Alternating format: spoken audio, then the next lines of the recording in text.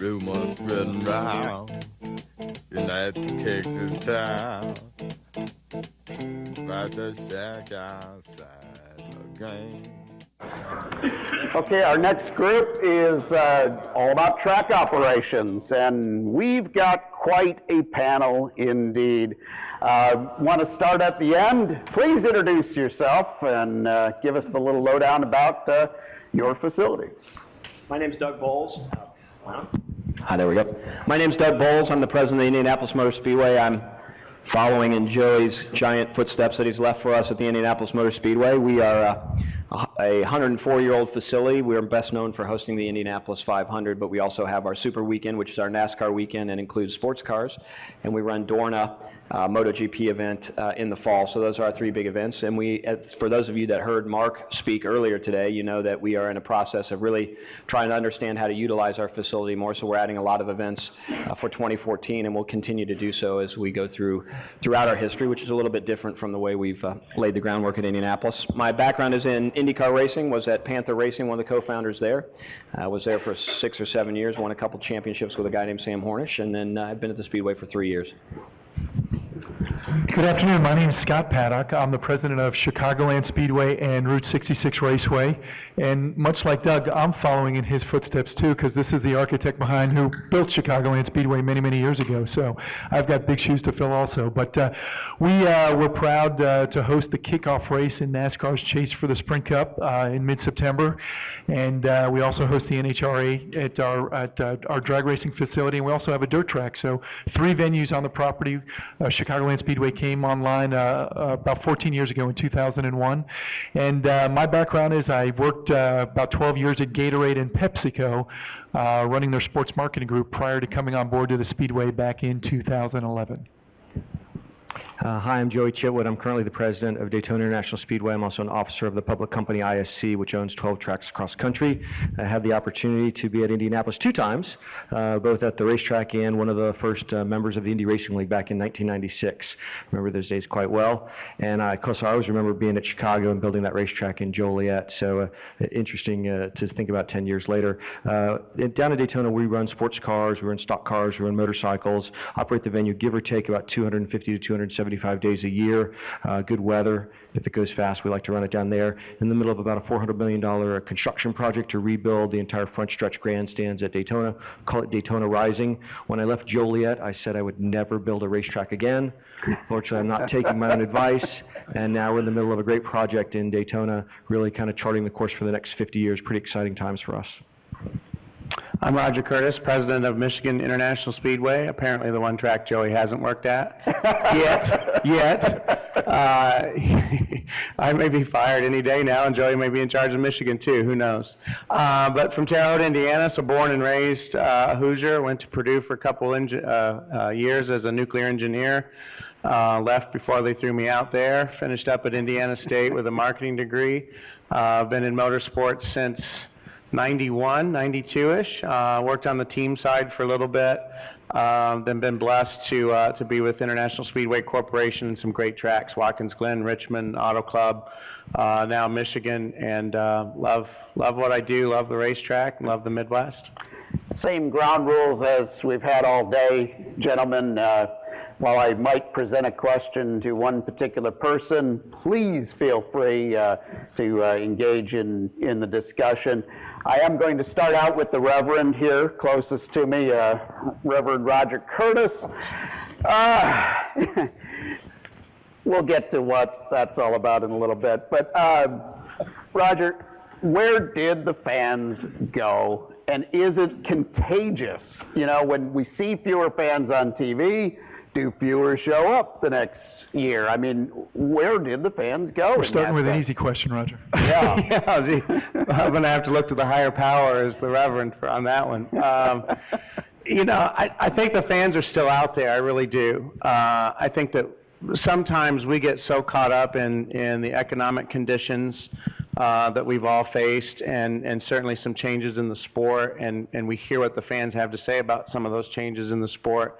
We forget that their expectations of a live event, period, whether it's a motorsports event, an NBA basketball game, a concert, the individuals out there, the consumers' expectations of how they consume a live event have changed dramatically. And motorsports was the last of the major league sports, I think, to maybe start to change their facilities around to handle those expectations. And it's not that every sports facility is perfect. I mean, and they continue to evolve. I mean, now we've gone from just wanting, hey, I'd like armrest with my seats, to where's the Wi-Fi? And if you don't have Wi-Fi, you're inadequate anymore. So the changes continue to evolve, and I think we just had the most, maybe, like I said, of all the major league sports to catch up. So I think we as a sport, facilities, we've had to do a lot to, and Joey, we've done a lot at MIS. Joey's getting ready to do some. Scott has a relatively new track. IMS, the announcement yesterday is phenomenal. So you can see we in the sport are responding. And then, of course, the stuff that NASCAR is doing, the changes that they've made to their sport have been fantastic for us that have NASCAR races. And I think what they're going to continue to do to keep the core fan as well as attracting new fans is just amazing what's on the horizon with those guys. You know, I would add something that makes us a little more unique than other stick and ball sports. When you think about the commitment we ask from our fans to attend one of our events, you know, it's much more significant than waking up in the morning and say, hey, I'm going to go catch a basketball game tonight. You usually have to plan the activity, plan the event, airfare, driving in, whether it's camping. And so when you think about the challenges that the economy presents, I think our fans were hit first and probably the longest to recover from it. But again, it's not like waking up the morning of the Indy 500 and saying, hey, I'm going to go today. Usually you plan that out, and that's kind of one of the challenges that we experience. No different than other sports entities. I mean, we see it all the time. It's different generational attitude towards live sporting events. We see a lot of consumers consuming it via social mechanisms, whether it's your handheld, your iPad, whatever it might be, and people are able to get their quick fix of their sport in so many different ways, where a live sporting event doesn't present the same opportunity. We all know we're dealing with the same thing. How do we get you off your couch? And it's really easy to sit at home. And I will tell you, I look at myself as a perfect example. A couple years ago when I moved back to Florida, I bought DirecTV for the first time, and I bought the NFL Sunday ticket. And the first time since 1976, when I went to my first Tampa Bay Buccaneer game, I grew up in Tampa, Florida, I didn't attend a live NFL game. But I had every game on DirecTV. And so I was the problem for the NFL. How do they get me off my couch? We experienced the same thing. Yeah. It's so easy to sit at home and buy an HD screen, all those elements. Those are the things that we all have to work on. How do we make it more entertaining, more exhilarating? Why does a live sporting event outweigh sitting at home on the couch? That's really the ultimate challenge that we all experience. Yeah, it's true. Just to build on what Joey said, you know, that's really strikes at the core. The at-home viewing experience has become so compelling now, but you know, there's still nothing to compete with that sensory, that full body sensory experience you get at the racetrack. And what we're selling now is an experience as much as just the race in and of itself. And you know, what can you do? And he's right. The consumer behavior has shifted in the way people are consuming live sports now, and our facilities historically have been, you know, lacking that infrastructure. You know, that younger audience wants social connectivity. We haven't given it to them. A lot of sports venues in general haven't. They are now, and but the consumer has the leverage these days, right? There's a lot of opportunities for them more than ever before on where they want to spend their discretionary income. They've got the leverage, and so we need to go above and beyond in delivering that guest experience, that unique, compelling experience more than ever before. To Roger's point, I think they're out there. We just have to give them that compelling reason to come back, and we've got to adapt to the shift in the consumer behavior. You know, you look at the television ratings, they stabilized over recent years. In fact, there was an uptick this year, and Comcast and NBC are clearly bullish on the sport with the premium they paid over ESPN this past year, and Fox renewing. So clearly the network partners are very excited about the future of the sport. Doug? Well, this is one of those questions I think you could have started out, and we could go each of us and probably spend the whole time talking about where have the fans gone. And I think you're right. I don't think the fans are gone. They just our challenge is how do we get them back to our facility. The other challenge we have is we've got a demographic that tends to be a little bit older in our sport, and we're trying to figure out how is it, just like a lot of folks do, we connect to the younger generation. And at least when I was growing up, and I know Joey grew up in a family that it was all about the automobile. Anymore, young folks don't look at the automobile as anything other than an appliance. They're more interested in their handheld device and some other things. So it's hard to draw that direct connection to, aspirational, wanting to drive that vehicle, or I want to be able to go that fast. So we have a little disconnect there that we have to figure out how do we get our fans to wrap around that. And that's where it becomes really important that our fan experience, when you get to the facility, is one that far outweighs what they can do at home and gives them an opportunity to then begin to connect with our sport. And oftentimes, at least for the Indianapolis Motor Speedway, that connection is as much through the facility as it is through what's happening on track. 80% of the attendee of the Indianapolis 500 doesn't go into another race all year long. They go to the Indianapolis 500 because it's a tradition every year. Our challenge is to get those 80% that are there on Memorial Day to tune the TV in and watch another race somewhere or try and experience somewhere else. But that's the challenge we've got. If I've learned one thing from, my 12 years at Gatorade, where we got to work with a lot of different sports properties, Dennis, sports is cyclical in nature. And no sports property is really immune to those cyclical trends. It wasn't all that long ago, frankly, that the NBA was in the headlines for all the wrong reasons. But that's the beauty of sports. You never know what's around the corner, what unique storylines are out there. And the NBA was guys like LeBron James and Dwayne Wade that came onto the scene and built that star power and kind of resurrected the NBA. And so, NASCAR is not a niche sport. I think we know that. So it's not immune to those cyclical trends like any other sport. One of the things I would throw in that I find interesting as we look to the youth, the next generation of fans, and we've enjoyed, I think, in motorsports it being a family tradition. The patriarch of a family is who brings, their kids, grandkids, relatives to attend an event. It's a lot different nowadays, and you've got 16-year-olds out there right now that when they turn 16, they don't get a driver's license. I'll get it later. I'm just going to ride around with my friends.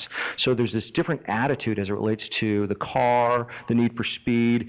I can remember where I was when I turned 16 at 7:30 that morning. I was the first one in line because for me that was freedom. The chance to get behind the wheel without an adult with me. And the attitudes change where it's not a priority for them.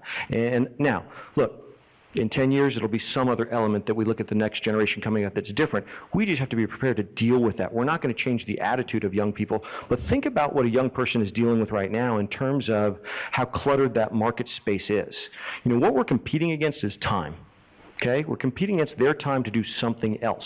That something else might be just looking at their phone, watching TV, hanging out with friends, things like that. That's what we compete with. It's not so much I'm competing with a Scott or Doug, or we're competing with the Colts or the Pacers. We're competing with time, and it seems like there's a lot more things that can take up time today than 5 years ago, 10 years ago, and I don't know where social's going to be in the next 5 or 10 years, but it's going to continue to make live sporting events even more challenging.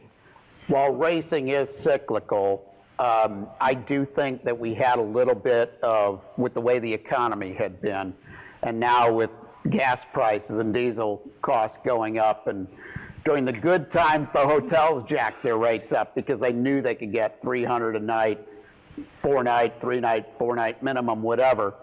And those costs have not come down. They've stayed pretty high.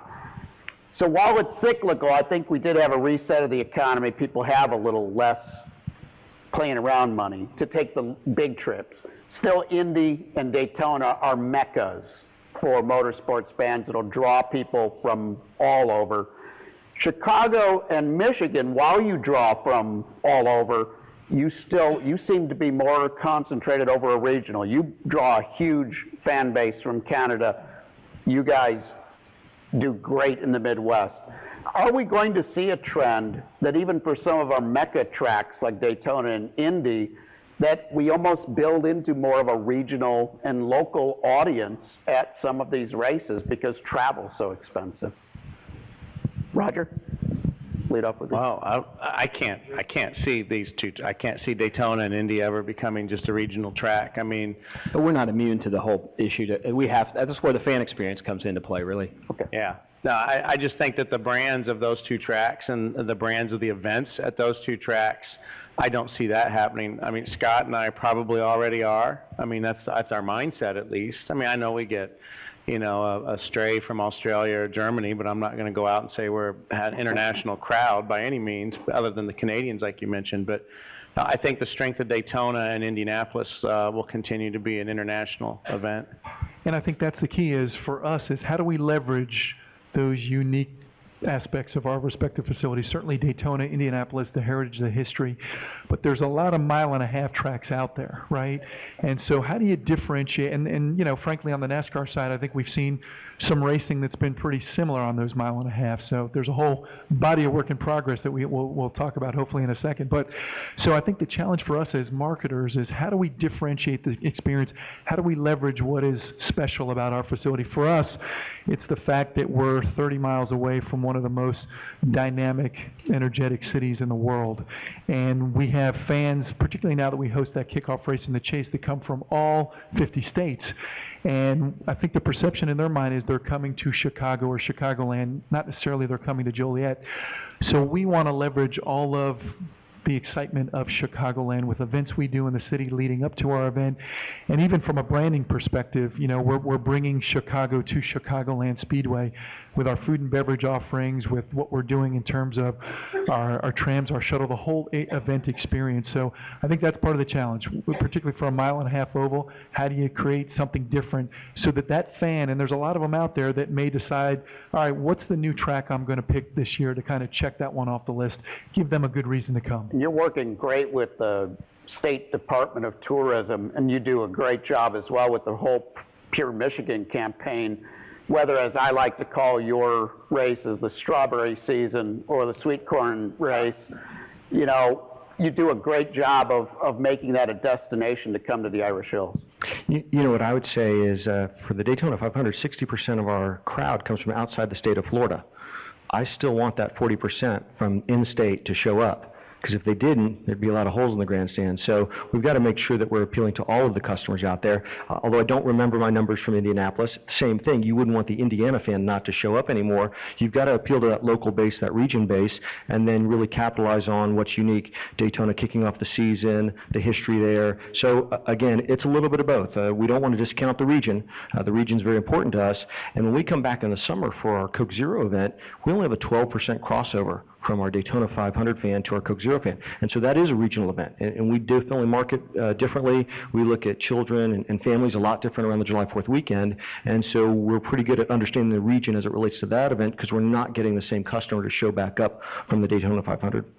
We're seeing, I think we overbuilt in the good times. And we're starting to see tracks downsize. That's a big part of the Daytona project. Is to lower the seat capacity, but make the seats more attractive to our larger butts.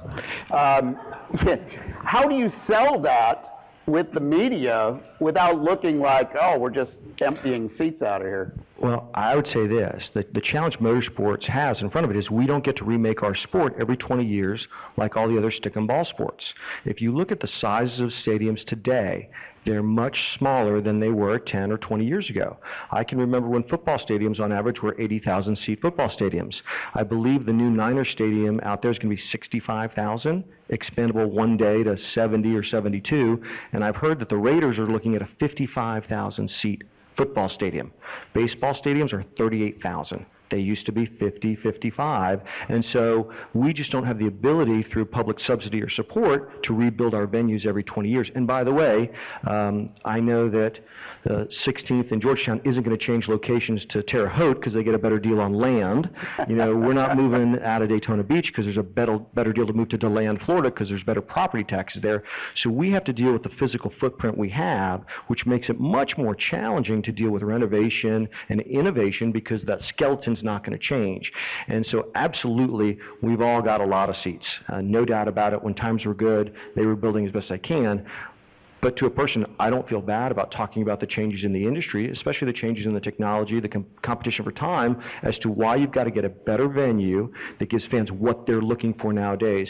When a young person shows up to one of our racetracks, they in all likelihood have been to a new venue that's been built in the last 3 years. And their expectations are a lot different when they come to one of our venues, and so we've got to be able to deal with that. And so whether that's different seating configuration, vertical transportation, technology, you name it, So I don't feel bad about it, and I don't really feel, I don't think it's a tough explanation in terms of the way the world is now. I don't think it's unique to motorsports at all. I think it's really across the board for sports. It's just other sports have been able to deal with it a lot differently and actually easier with the support that they get. I think it goes back to the answer that I gave for the first question too. I mean, yeah, obviously if the demand was still there, we probably wouldn't have the luxury to do this, but there is a genuineness in what we're doing to enhance the fan experience, because our facilities, many of our facilities, and I'll speak specifically to MIS now with the 2-lane roads, we were not built for 136,000 people. That created a terrible fan experience, and it hurt our renewals. Well, now that we have a capacity matching the level of experience that they're looking for, and we can deliver, our renewals are going much higher. And it's lines at the restrooms, it's lines at the concession stands, it's the elbow room that you talked about. So why not take advantage of the time that we have right now where the demand maybe isn't what it was, and do something to enhance that experience where you can get the fans back, you can create the demand, you can get the experience that they're looking for, that they're going to want to come back, because those renewals are so very important. For every renewal you get back, that's one less, I mean, this isn't rocket science, it's less work you have to do to go get a new fan. The one thing we often forget, too, while demand is down a little bit, the numbers that these racetracks generate on events are huge events. And by most standards in the event industry, people would kill to be having the problems we have in terms of our numbers. Unfortunately, we get measured against empty bleachers that weren't overbuilt. They were built to meet the capacity and the need at the time. We're just now having to resize and figure out exactly how we do that. And it does give us that opportunity as we resize to add value, to create that demand again. And I wouldn't be surprised if the sport turns around in 20 years, you see racetracks building again, and it goes back to your cyclical point. I think that's definitely where we are. That'll be our challenge. Are any of us still around to remember what happened so we don't overbuild again? And hey, there's something to be said. The supply-demand side of things, there's going to be an opportunity to create even better experiences. Price elasticity, I think, will come into play as the demand comes back. I would rather find ways to grow revenue that way than get back to 136,000 and have a fan come for the first time and say, this was a horrible experience, I'm never coming back. One of the things you did at Michigan that I have to give you guys credit for is, first time I went to Michigan was much like my first trip to Pocono. The joke, of course, with why the races are so close together in Pocono was, well, by the time you get out of the parking lot to the interstate, you just turn around and come back for the next race. It was almost that bad at Michigan, where I was just stuck in endless traffic. And I thought, as a fan and as a media guy, I don't want to give these guys another chance. Then you came to the track, and you did say to the fans, one of the first things you said is, we do have traffic issues. Shortly before you came there, they started to work on it a little bit. You got that really in good shape.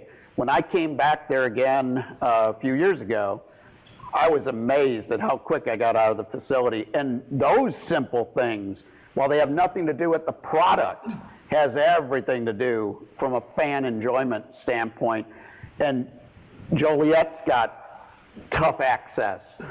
Indy's got tough access to the relative size of the crowd. Same in Daytona. You guys all have that problem of traffic control, but all of the facilities have done a wonderful job improving it. And it's not just that there's fewer fans. Before the drop in attendance, things were getting better quite dramatically. You said that doesn't have anything to do with the product. That is the product. From the moment you get in your car to drive to our facility until the moment you get home, that is the product. So if you have traffic on the way to our facility, if your luggage gets lost on a flight, that impacts how you view our events. Last year we had problems getting people in our gates. We had the best race we've maybe had in our century at the Indianapolis Motor Speedway, and people walked away not as excited about the race because they had a terrible experience getting in. So all of those things are the product. It happens from the moment you leave to get there until you get home. Some of that we can't control, some of it we can, but that's how come people like Roger are worrying about parking and are worrying about how traffic flow. And that traffic flow isn't just your perimeter. It's 10 miles away, making sure people are getting on the interstate quickly. So that is our product. And I've seen Roger out there parking cars himself, basically. And that sort of interaction with the fans actually does go a long way, too. Scott, I've seen you walking in the infield, chatting with folks as you're heading back and forth doing things. A little bit of interaction with the fans goes a long ways, not just for the big tracks, but for short tracks and road tracks and drag strips. if you interact with the fans and media and let them know you're happy that they're there, it seems like such a simple thing, but we seem to forget it. For sure. That's why we do what we do. The fans enable us, and you can never lose sight of that fact. And, I've heard a politician at one time say a handshake is worth 200 votes. Well, imagine if you or a driver has that kind of positive interaction with a fan, how many folks they may tell that story to. And look at the power of social media today. Social media has given fans a voice that they never had before, and if they have a great experience at your event, that could be a very powerful thing for you. If they have a less than ideal experience, that could be a very negative thing for you. So going that extra mile with the fans is time well spent. And you can never, you can't dismiss what it's like to talk to a customer and how that's going to pay forward at some point. I was sitting down actually in the stands, in the front row of the stands near the flag stand for a nationwide event a couple years ago, before the one this past year.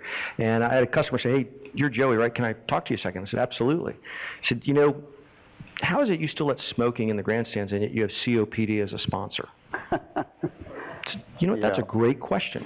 I'm not sure I really looked at things that way, but you know what? I'm going to put that on my list. Grabbed the team, we talked about it, said, why are we doing this? I said, well, we always do it this way. There was some big tobacco money in the sport a while ago. We just never really changed our opinion of it. So I said, you know what? We need to do something different. There were only 2 venues in the state of Florida at the time that still allowed that. So we do a GEM survey. We reach out to 1,000 customers after an event, and we ask them to rate the event. There's 12 touch points, from parking, coming in, leaving, restrooms, pre-race, the start, all those elements. And then we get a list of fans who give us direct comments. They tell us what they think. We divvy them up, and we call those customers. So a VP of marketing of mine, Sean Belgrade, he was calling all the customers that had anything as it related to smoking. And his message was, Joey, me as a team, we're actually going to do away with smoking. Okay, and here's when it's going to go into effect. One of the customers who'd given direct feedback on the GEM survey was the same customer that sat down with me and told me that. He then told Sean, you know what, I'm going to renew my tickets now. Okay, so you can't discount spending 5 minutes with a fan, listening to what they have to say, and whether or not we can say yes to everything, that's the other thing. We can't say yes to everything, but just listening and explaining to them our situation, it goes a long way. And I'm not sure they have that same kind of access when it comes to the other venues that we deal with, whether it's football or basketball, that interaction. But we're typically out on property, running around, and usually they grab us and they let us know what they think. Only at the United Center with Rocky Wirtz and the Blackhawks walk in the aisles, and it does go a long way to helping out. Well, we have, you got to remember, and all of us do, but it is part of a culture, to remember that fans choose. This isn't gas for their car, it's not diapers for their baby, food on the table, electric bill. This is a choice. And when you remember that they're choosing to spend their money and time, we talked about the commitment, and they don't have to do that. And a lot of them have a preconceived notion, particularly of track presidents, I don't know why, that we're all just a bunch of suits in the suite, counting the money, hanging out with the governor or Kid Rock or whoever the VIP is. And so they're really surprised when they see the track presidents down visiting with them. And specific to MIS, a lot of our staff will stay there on a race weekend, and gives us a unique opportunity because of our setting to go around and visit the campfires and sit around and find out what they like, what they don't like. And like Joey's situation, it's an amazing focus group. But you also get to build that two-way street, as you not only find out what they're thinking, but you get to share with them what you're thinking and maybe why you're not putting up lights, maybe when this project's going to get done and how you're doing with this. And when they see that then start to unfold over the years, that starts to build some trust, some credibility.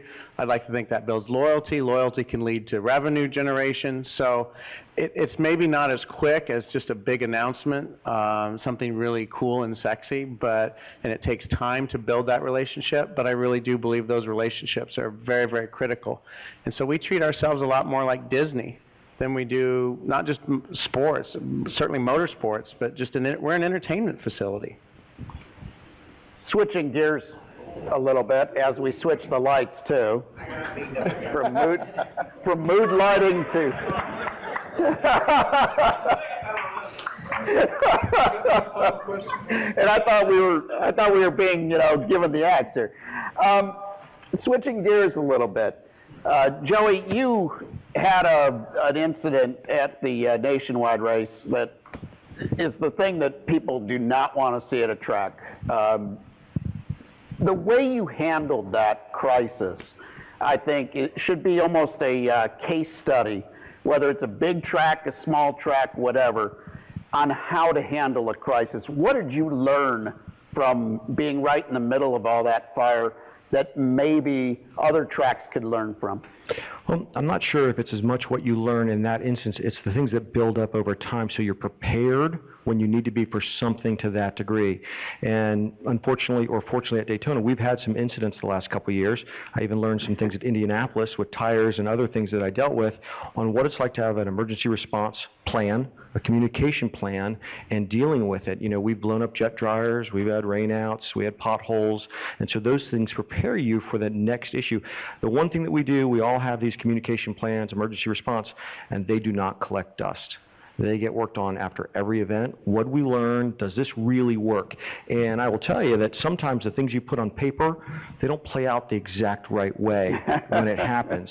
And so I was just proud of our team because we were able to respond appropriately. We got all of our injured customers to the hospital immediately. Again, everything that we had on paper worked the right way.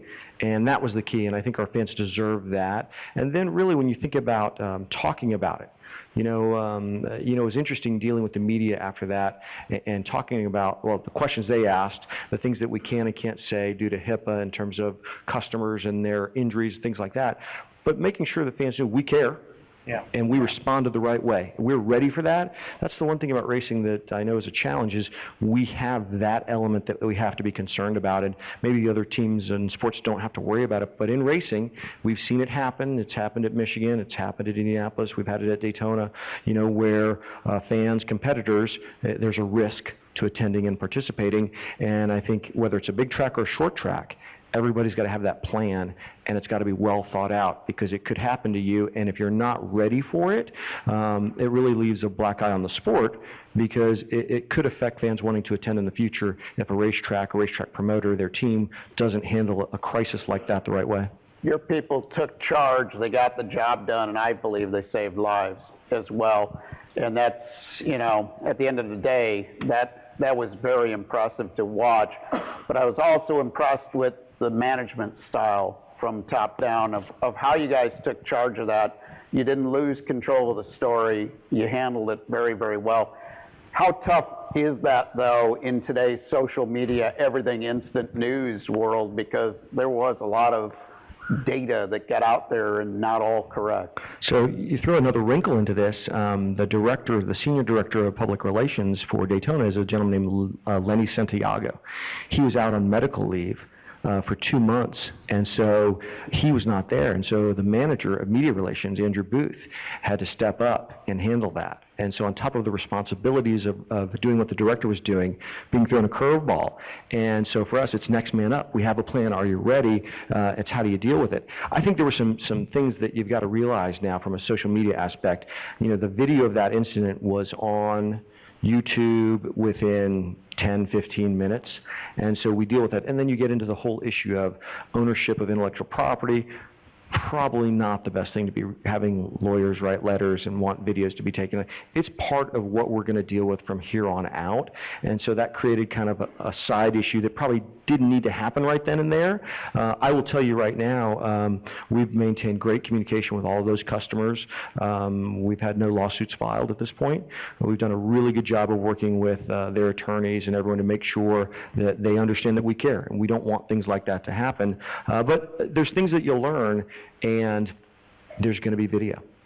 Period, end of story. Doesn't matter what, there'll be a video of something that's going to show up, and pretty graphic ones from that incident. The tire and some other elements coming into the stand. So I just think you have to realize that's going to be part of your messaging. How do you deal with that? I'm not sure that you can really police it to the point of having people take those things down. I just don't think that's how the world's going to work from here on out.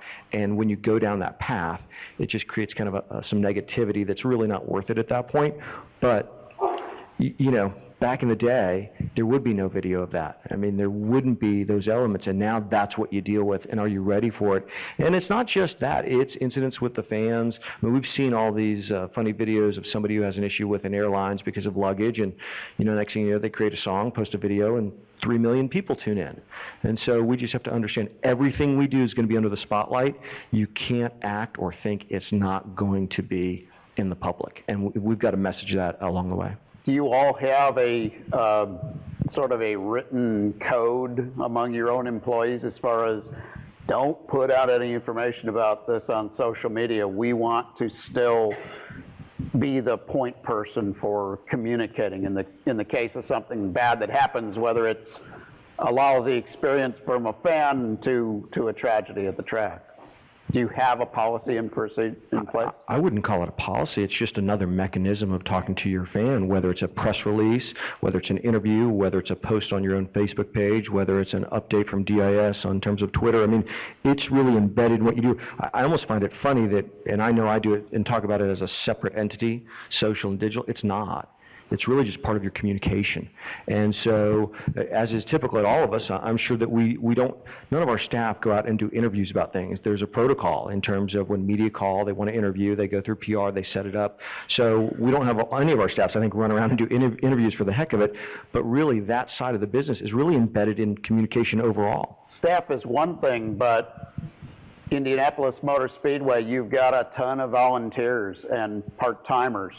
How do you handle communicating with them what is expected of them as far as helping you guys in case of not getting too much out there that you don't want? And my guess is we all have lots of volunteers.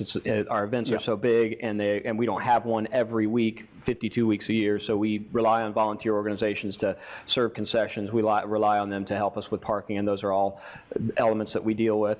The best way we can do it is train our captains and train our folks that are dealing with the people that are really in the trenches, that are the first line that our customers see. And you're going to get some of the rogue folks that are going to tweet or that are going to do some things that are inappropriate. But most of the folks, once you've trained them, they understand what your brand's about. They take an awful lot of pride in volunteering to work for the Indianapolis Motor Speedway or Chicago or Daytona. That's part of what they do. And so for most of those folks, I don't think we really have an issue with.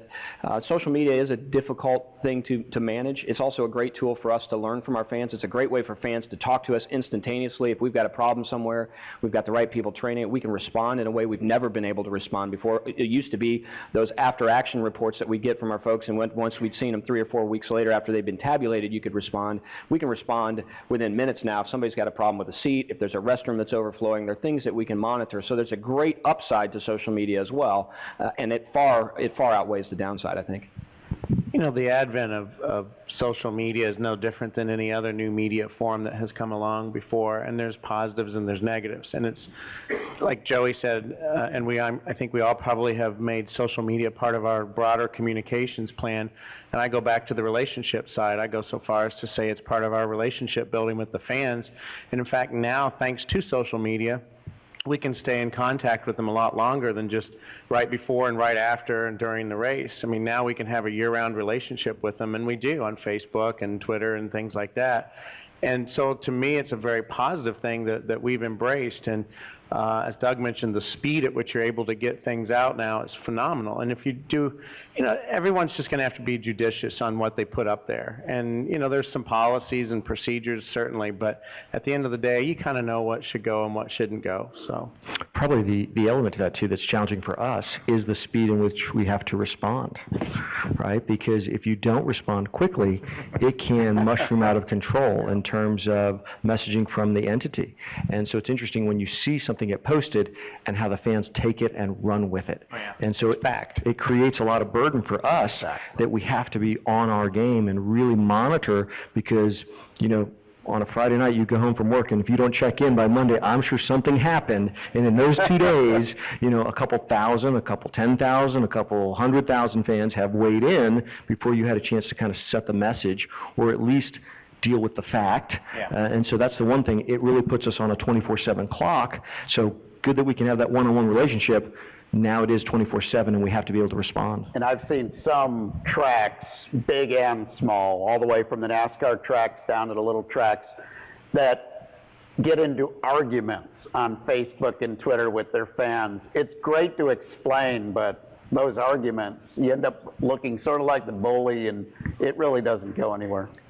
That's you can't get in a situation like that. What I was going to add was, Joey talked a little bit about time and how important it is to capture the time of our fan. One of the great things about social media, it is their time. They're taking time to interact with our brands, and the more they interact with us, the more likely they are to buy a ticket at some point in time. Exactly. So they're taking that moment that they could be doing something else, and they're interacting with our brand. And our job then is to either get them to come back to the track or convert them from just interacting with us to actually show up there. So that's the other advantage of social media.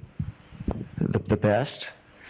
We don't want to fight with our fans, Yeah. but if you have true loyal fans, they'll do it for you. Yeah, They'll very defend you true. in the social space. And that's a fair argument to watch. But that means you've really got somebody who's passionate about your brand when they'll defend you to someone else who's taking shots at you. But as a racetrack, we don't do that. But it's nice to know that our fans do support us and will defend us when needed. But you can now, we talk about the negative side of the speed of social media and a fan putting what is quote-unquote a fact out there. Well, before, as fans may start to think something about your facility or your race or an event or what have you, and you really didn't have the mechanism to address it other than through the quote-unquote traditional media, which could be slow, you issue a press release. Well, now we can get something out there very, very quickly and start to suppress that fact. You build up enough followers and have a great relationship, and like Joey said, you've got other fans coming to your defense. So I actually like the speed of it and being able to address issues instantaneously sometimes. And even on a race weekend, I'll get a tweet and I'm like, oh, that is so wrong. This person's very, very confused. And I'm able to tell them personally and immediately, and oh, wow, okay, great. And totally changes the dynamic of their experience and the conversation between us, the track, and them, the fans. And one important thing that I learned, I used to do some radio research back in the day, and one thing that a radio doctor taught me right away, for every one complaint that you get out there, you might have only 10 people that feel that way. For every compliment you get, you've got 100 people out there, but they're not talking about it. So you hear more about the complaints than you do the compliments. Do we have any questions for the track presidents? Well, I am coming out to you. Oh, yeah, with you I don't. Yeah, that's right. Just sort of a serious question, but you guys realize you're not old enough to be track presidents, right? We've aged in recent years. Recent months. Yeah, I think we're all probably get up every morning and can't believe that we get to go to the offices where we go and that we get an opportunity to interact with fans at events as iconic as some of the events that we host. It is truly a blessing for all of us, and I think that's part of the job for us, is to make sure that we understand that. And I think because we're all fans at some level, and as long as we keep looking through our job with those lenses of fans, I think we'll be fine. I'm impressed with the enthusiasm of all those people. Well, that's what we do, though. I mean, how can you not be enthusiastic about motorsports? And that's what fans are coming for, to have a good time. So, I tell our staff all the time, I'm sure these guys do too, I want our team to have fun. Because I don't care what the size of the crowd is, what the attendance is, if they're walking around and they're seeing us, with staff shirts on, even if it's the volunteers. If the volunteers are stubbing tickets and flipping hamburgers and they look like that, that's no fun for me as an attendee. So this isn't like go back. This is rocket science. Have fun. We're here to make memories. We're Disney, and the ride is the race and the other things we put on out there. So let's go have a good time with it. And Doug, I want to say that my experience last summer at Indianapolis Motor Speedway, 3 out of your 4 famous yellow shirts actually smiled. So that is progress for everyone who is familiar with the yellow shirt. There's something fun about being able to say you got yelled at by a yellow shirt, right? It's part of the experience at the Indianapolis Motor Speedway, but it is one that we are trying to change, because it is important that 3 out of the 4 of them make you feel good. It's that one that you want to have so you can at least say you got yelled at, right? There you go. Well, I didn't say that they all didn't yell at me, but 3 of them did it with a smile. You haven't lived till you've had a whistle blowed in your ear. How many of you guys remember the guy in the garage here with the 2 whistles, right? Oh, yeah. in there. Rick Dawson with Anderson Speedway. I think all our problems are relative when it comes to the fans, but and I don't have the statistics, but I would guess on any given Friday or Saturday night weekend, especially during the summer, there are more race fans at short local tracks than there are at all your tracks and all the NASCAR tracks for the whole season. And that is a customer that is a race fan that's been developed primarily because of NASCAR and IndyCar, and we've been able to capitalize on. What are you doing to help or to work with the local tracks to attract those fans to your venues, and how can we work together to make that happen? Because we've already got a captive audience, we just need to get them back to both facilities. Yeah, I can tell you in the springtime in Daytona, we actually host the NASCAR Short Track Promoters Meeting. So we actually have them on property, and we talk about ways to connect with them. We've even gone so far to actually create a short track event on our backstretch, Battle at the Beach, to try and even see if we can get K&N and modify there and actually create some more short track atmosphere at the Speedway. But I think the first key is having the relationship, being able to talk about the challenges. And we deal with stuff that's the same for everybody. Insurance, risk. It's not getting cheaper to run the types of venues that we run. And so you kind of find these common platforms on the business side, and then you can talk about how you promote together or what's happening, and can you get a young person from a short track in Volusia County, New Smyrna Beach, and do they have a path to get to a big track, and can that following come with them? So the key is having the relationship, and we do it by having them in Daytona, and we'll spend a day in meetings, and we'll participate and talk about what we're doing as a big track, and how do we find similarities in promoting with each other. We do that with the Michigan Short Track Promoters Association as well. We have an annual meeting at our track, and we actively participate, and then we have a lot of cross promotions with various short tracks up in Michigan, and allow them to bring their pace car out and do some things with us on our weekends as well. So it's tough because everyone is very, very, very busy, as you know. I think actually short track business is pretty tough right now. Yeah. That's a tough side of the business right now. In terms of cost of competition, we see the bigger teams and sponsors and all those elements, but to be the weekend warrior and do it out of your own garage, I hear a lot of stories, and I know that's a tough side of the business right now. And from an attendee perspective, again, same thing, infrastructure, technology, amenities, the things that people expect. And yes, a Friday night, a little dust in your beer is okay. I'm used to that, but the fans have different expectations, and so I think the short track businesses, people don't realize how challenging it's been for that segment of our industry the last couple of years. I know we have a battle of video screens going on right now at Texas and Charlotte, and Joey, you're redoing your place, and we're talking about wider seats and faster elevators and things of this nature.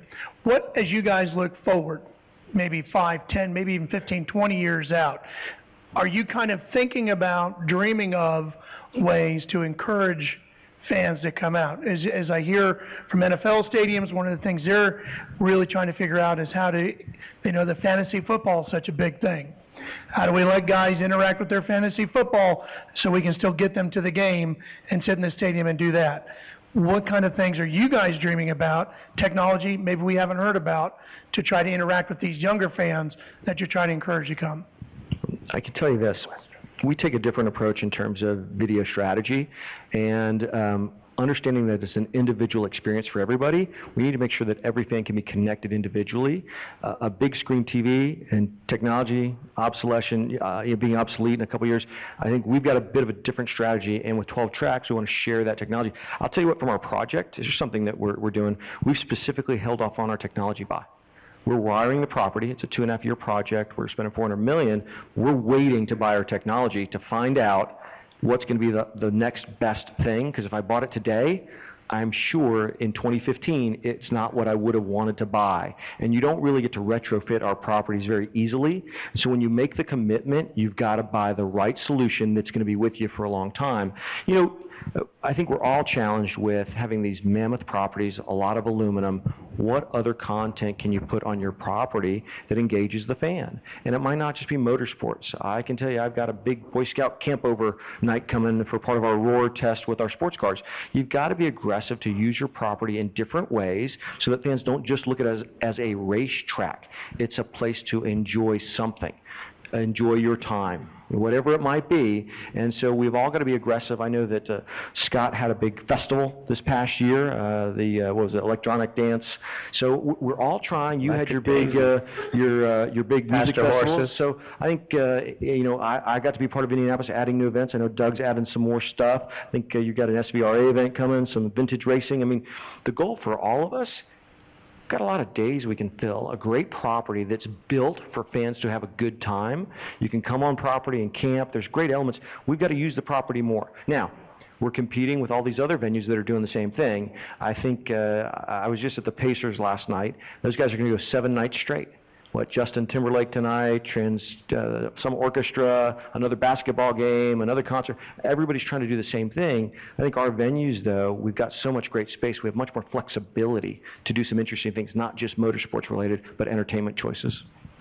I think, on the technology piece real quick, the video screens to me, they're great. But I still think they're probably a short-term solution because the ultimate video screen for our fans is going to be right here. And we have that with the Fan View right now, which is a very cool product. That's part scanner, part TV, but eventually all these smartphones with so many of our fans are carrying. I mean, I think that's where ISC, our parent company, for 3 of us, that's kind of where we're headed, is making sure we have that connectivity, making sure that all cell phone carriers and all cell phones can get that signal and the Wi-Fi piece of it, because then you can start to develop some exclusive content that you only get at the racetrack. Because it used to be just a few years ago, the challenge was the big screen HD TV on your couch. You're sitting on your couch and the TV was the challenge. Well, now these people, and I see myself doing it too. I'm watching the sporting event or the show on my big screen HD TV, while on my laptop I'm tweeting about it, while on my phone I'm talking to someone, a friend about it. So it's not just the TV, it's the whole connectivity experience that we at the racetracks have to pay attention to. And I think at the end of the day, big video screens may be the least of how we make the experience great for our fans. And it used to be that it was a benefit and amenity, right? But no longer. It's an expectation that fans have now, and you're going to lose them if you don't know. I mean, every one of us is going through a major infrastructure project to lay the appropriate fiber to be able to give fans that connectivity. And it puts us in a unique position because if we can deliver all the benefits of that at-venue live event sensory experience with the technology piece that doesn't have to be sacrificed, I think it puts us in a unique position. And motorsports in general, I think, as we all know, is about access. And we've got opportunities, frankly, that the other sports properties don't have in delivering that access to be able to listen to a crew chief talk to their team, et cetera. And if we can continue to leverage that, I think we'll be positioned very well for the future. We have a question right down here. Roger, you just started to touch on this, but you've all been talking about attracting millennials and the importance of the phone, yet NASCAR is still living under this, what I call mushroom management. You keep everybody in the dark and feed them manure. And I'll give you an example. It seems like there's 2 factions that are going. The Kyle Larson incident, where immediately after these things got on YouTube, there was this effort to scrub the video off YouTube. And these young people, that's the way they live now. I mean, and they tweet what they ate for lunch. So there's that disconnect, which it looks like that problem was solved. But now just again in the last couple of weeks, I guess NASCAR bought a racetrack, and there was a press release from NASCAR, and now the little websites are circling, oh, it's really ISC that bought it.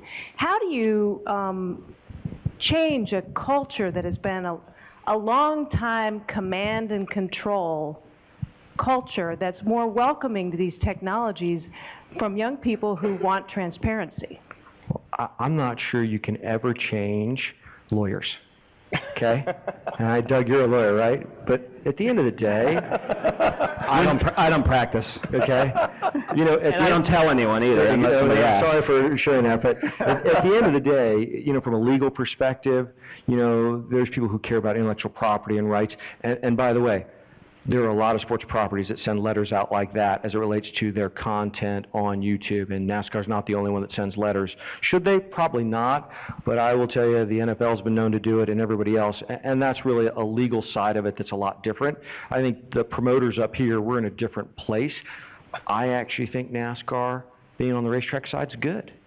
That's a great thing for them to understand the challenges of our sport. We're on both sides of the street, and we all have a contractual relationship with them, and here's what we do. We write this check and we get these assets in return, but the understanding of the sport, the challenges that we have, them actually managing that property in Iowa, I think is going to be good. It's going to be an eye-opener to understand what it is like to get the millennial to show up and to listen to an angry customer. Yeah. It's going to be a lot different than just listening to a driver or a team owner in the garage complaining about technical inspection or the cost of tires or the changing of a template. So I actually think for them, it's going to be very good to kind of broaden their scope and understand. And I find myself doing the same thing. Sometimes I think I know what competition should do. You know what? They probably think that they know what a racetrack should do. They know. Yeah, they They know. tell us. So I actually think that's a good thing, that they're going to step in there and try that out. And they're going to learn some things. And I think it'll make the interaction with them and all of us much better for it. So I don't have an issue with that. I actually think it's good for them. And I will say, too, to your point about the mushroom management, I think you're witnessing a period in time that's very unique because it's changing. And you're bringing up your comments and your questions in a point in time that when you're going to look back and it's going to be very relative because there is, there's an old school and a new school right now in our sport, not just NASCAR. I would say in motorsports. And so NASCAR is not immune to that. They've got the voices of change and the voices of let's keep it the way it is. I think, as evident as even a press release that went out today, the voices of change are winning. And it's not going to be an overnight, like the lights flipping on and off earlier. You don't turn a big ship around like that, particularly one that is steeped in a family culture that goes back generations. I mean, that's all that this league, this has been a sports league, a major league sports property that's been a family owned. There's not been a Goodell and these other people. So the fact that they're doing what they're doing now, and we see some of the changes they've already made and the changes that we know are coming in the next few years, I think is absolutely amazing and fantastic. If you think about the success, you look at these big TV contracts that NASCAR just signed, $1 billion with Fox and NBC, you can easily sit back and rest on your laurels. I mean, you easily can, right? Great, we got the big TV contract, we're good for the next 10 years, but you see the investment in the Gen 6 car. You see the investment in human capital, the resources they're bringing on from a communication standpoint, the addition of a chief operating officer today in Brent Dewar, who we all know quite well, which will be a great addition to the team. Agent of change. Absolutely. So, I mean, you're seeing them. Then you look at our side in the ISC world, we're going to spend $400 million investing in the Daytona International Speedway. We're going to spend over $100 million across the street in a retail dining mixed-use space.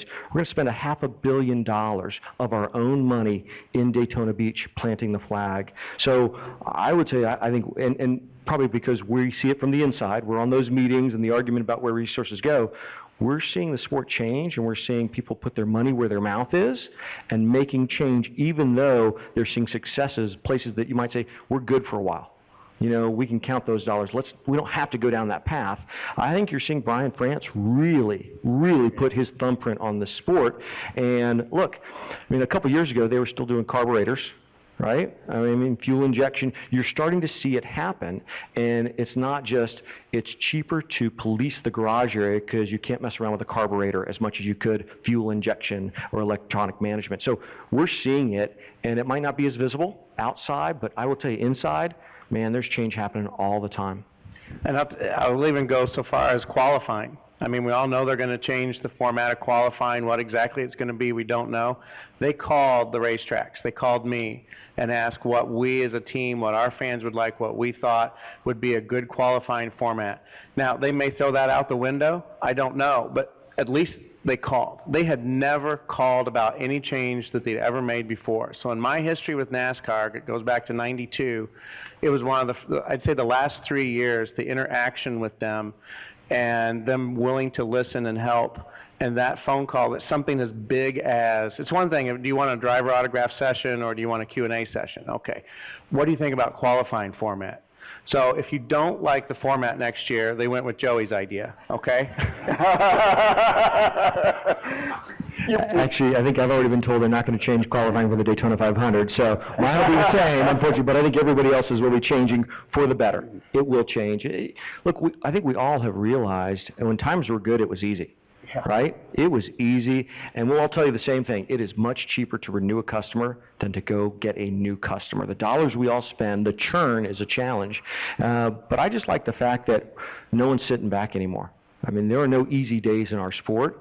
No one's kicking their feet up and counting the admissions and saying we're in a good spot. Everybody's doing something, whether it's Doug's announcement on the dollars yesterday. Scott's always working it. I mean, how many times do we talk in terms of, hey, what if I try this, Joey? Should we do this? Roger's out there doing test piloted Wi-Fi this past year. I mean, no one is sitting back thinking that it's going to be easy.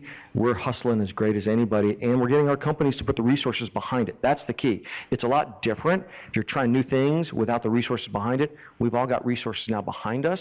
We're going to make it better. Our final question for the group here. You touched on the non-racing events. Recently, you had a Tough Mudder last year. Not at your event, thankfully, but at another Tough Mudder, in a couple of them, there were some injuries and at one a death.